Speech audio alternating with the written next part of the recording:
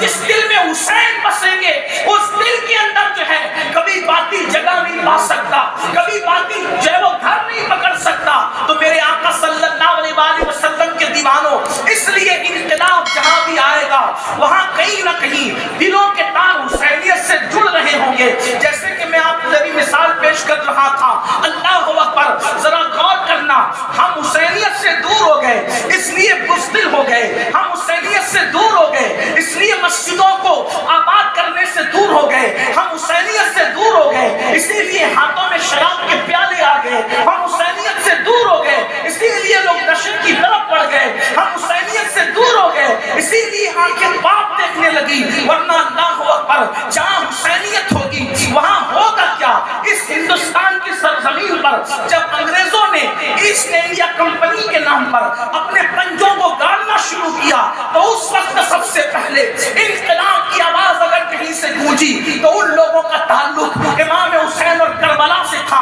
آپ دیکھیں 1857 کے اندر سب سے پہلے جس نے جہاد کا فتویٰ دیا وہ فضل خیر آبادی کا تعلق میدان کربلا سے تھا۔ اسی طرح سے مراد آباد کی سرزمین پر سید کفایت علی کافی مراد آبادی کو جو اسی ملک کی بقا اور سالمیت کے لیے جنگ کی جو ہے وہ اللہ اکبر پھانسی دی گئی اور انہوں نے ملک کے تحفظ کے لیے مسکراتے ہوئے پھانسی کا پھندا چوما تھا۔ وہ شخصیت کا تعلق بھی کہیں اور سے نہیں بلکہ میدان کربلا سے تھا۔ آپ دیکھتے چلے جائیں کربلا کے بعد ہر انقلابی اور حکومتوں کا مقابلہ کرنے والا، باطل کا مقابلہ کرنے والا ہر ایک کا تعلق کربلا سے ملتا ہوا نظر آئے گا۔ مثال کے طور پہ آپ دیکھیں اللہ اکبر، جب خلق قرآن کا فتنہ اٹھا تو امام احمد ابن حنبل جیسا مرد مجاہد جو مقابلہ کر رہا تھا اس کا تعلق بھی کربلا سے تھا۔ اسی طریقے سے جب اکبر کا فتنہ اٹھا تو اللہ اکبر مجدد الفسانی اس کا مقابلہ کرنے والی شخصیت کا تعلق بھی عقیدتوں کا میدان کربلا سے تھا۔ اور جب 14ویں صدی کے اندر رسول اللہ کی شان میں گستاخیاں ہو رہی تھی تو ان سب کا مقابلہ کرنے والا 14ویں صدی کا مجدد ان کا تعلق بھی دل کا کربلا کی سرزمین سے تھا۔ نعرہ تکبیر، نعرہ رسالت، حضور سید امین القادری صاحب قبلہ، عشق محبت، عشق محبت۔ ہندوستان میں جو 90 لاکھ کو کلمہ پڑھاتا ہے اس غریب نواز کا تعلق بھی کربلا سے ہے۔ جو اللہ کے دین کو نئی زندگی عطا کرتا ہے وہ محی الدین کو سلازم دستگیر کا تعلق بھی کربلا سے ہے۔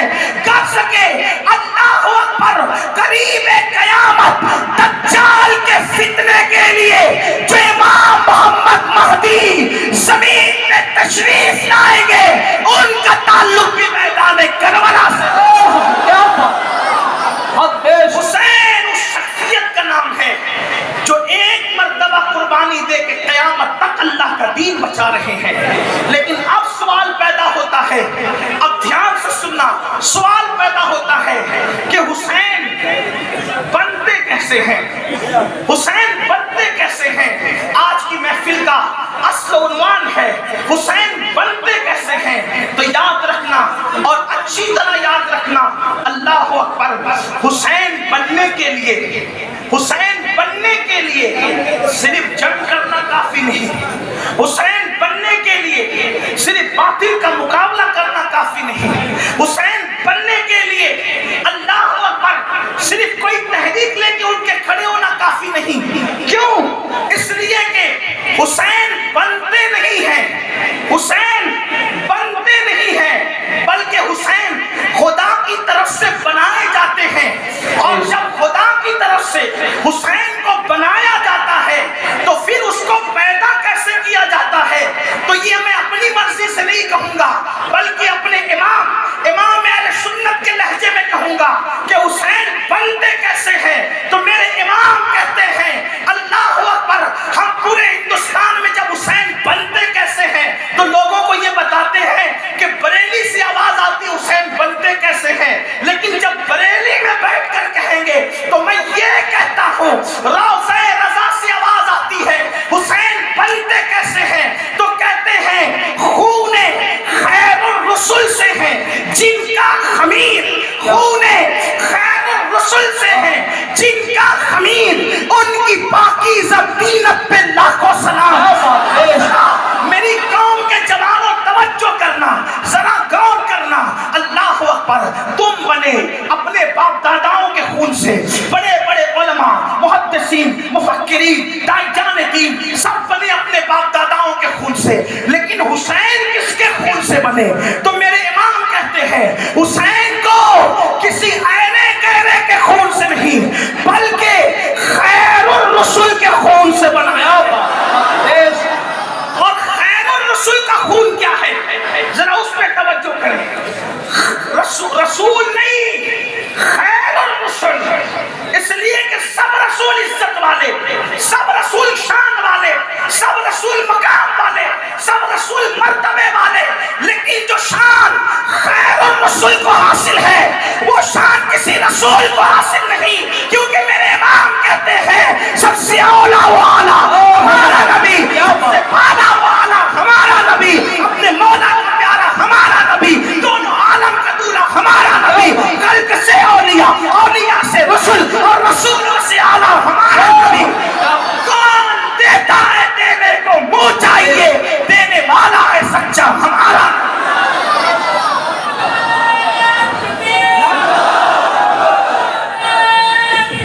یا رسول زندہ باد، زندہ باد۔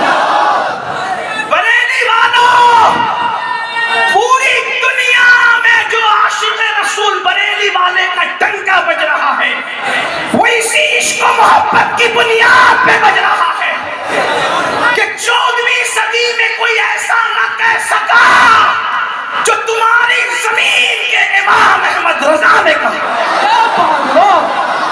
اور ان کی وجہ سے تم پوری دنیا میں عزت پا۔ کیا بریلی والوں، پوری دنیا میں تمہاری عزت نہ تمہارے کاروبار کی وجہ سے ہے، نہ تمہارے نسب کی وجہ سے ہے، نہ تمہارے علم کی وجہ سے ہے۔ کوئی بھی بریلی کا باشندہ کہیں بھی جا کے کہے میں بریلی سے آیا ہوں تو سامنے والا یہ نہیں دیکھتا علم کتنا ہے، نسب کیا ہے، تقویٰ کیا ہے، پرہیزگاری کیا ہے، بس بریلی سن کر کے عقیدت سے نظریں جھک جاتی۔ تمہیں عزت ملی اس امام کی وجہ سے، اب وہ امام باتیں کیسی کرتا ہے؟ لوگ مجھ سے کہتے ہیں کیا تجھے احمد رضا کے سوا کوئی نظر نہیں آتا؟ میں نے کہا 14ویں صدی میں کوئی ایسی بولی بولتا ہو تو لا کے بتاؤ۔ کیا کہہ رہے ہیں؟ توجہ کریں۔ امام حسین آپ کو سمجھانا چاہتا ہوں، توجہ کریں۔ میرے امام کہتے خون خیر الرسل سے ہے جن کا خمیر، کہ امام حسین کو نبی کے خون سے بنایا۔ خمیر، اگر بات سمجھ میں آتی ہے تو آپ کو کچھ بولنا پڑے گا۔ یہ محفل غزل نہیں کہ واہ واہ سے کام چلے، یہ محفل ذکر نبی اور آل نبی ہے، یہاں تو سبحان اللہ ہی کہنا پڑتا ہے۔ سبحان اللہ، سبحان اللہ۔ ارے جب نبی کا ذکر آتا ہے تو خدا بھی سبحان اللہ کہتا ہے۔ سبحان اللہ، کیا بات۔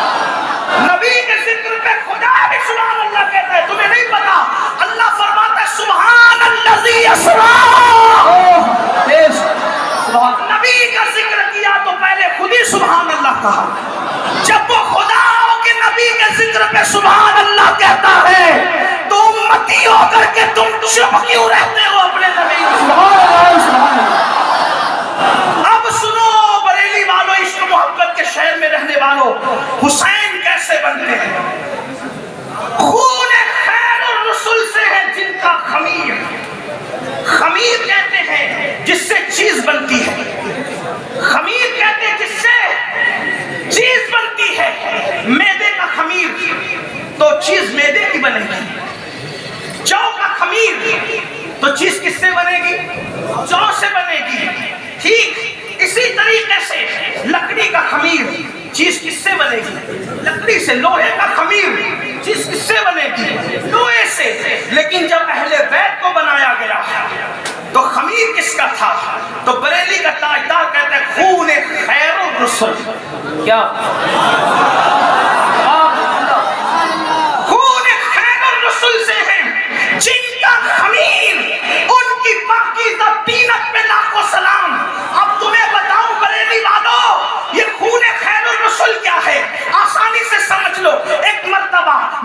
نبی مصطفیٰ جان رحمت صلی اللہ علیہ وآلہ وسلم نے حجامہ کروایا.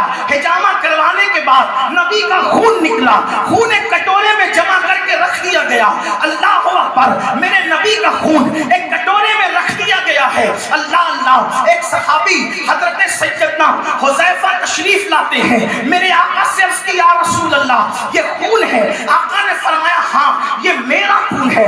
پھر فرمایا حذیفہ اس خون کو لے جاؤ اور لے جا کر کے ایسے مقام پر ڈال دینا جہاں پر کسی کا پیر نہ پڑے. حذیفہ نے وہ خون لیا اور خون لے کر کے چلے. اب ڈالنا کہاں ہے جہاں کسی کا پیر نہ پڑے. حذیفہ نے ادھر ادھر دیکھا لیکن سوچا ہوگا ہو سکتا ہے آج پیر نہ پڑے, 5 سال کے بعد پڑے گا, 10 سال کے بعد پڑے گا. بولو مسلمانوں, یہ جو آپ نے شادی ہال ابھی دیکھا ہے, کیا کبھی 50 سال پہلے کسی نے گمان کیا ہوگا کہ یہاں اتنے لوگوں کا پیر پڑے گا؟ یہاں تو جنگل رہا ہوگا, یہاں تو کھیتی رہی ہوگی, اور آج یہاں یہ ہے. آج سے 50 سال کے بعد پتا نہیں بستی ہوگی یا ویرانہ ہوگا. کوئی کچھ گارنٹی دے سکتا ہے؟ نہیں دے سکتا.